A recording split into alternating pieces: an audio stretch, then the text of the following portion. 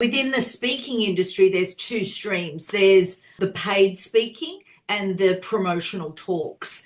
And you can earn more money out of promotional talks than what you could do getting money as a speaker.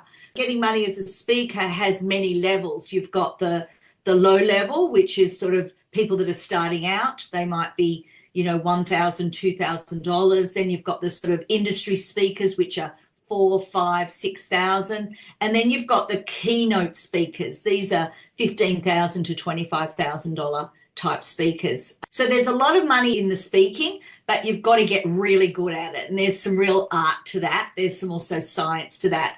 But I like to focus my initial clients on the promotional talks, getting a lot of practice, getting up, speaking to groups of people, but speaking to your market will make a difference. If you're not speaking to the right people and you're in front of the wrong people, then you won't have a lot of success. So promotional talks are really key.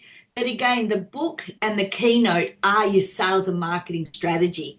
So it's not about money at this point, but they are revenue generating.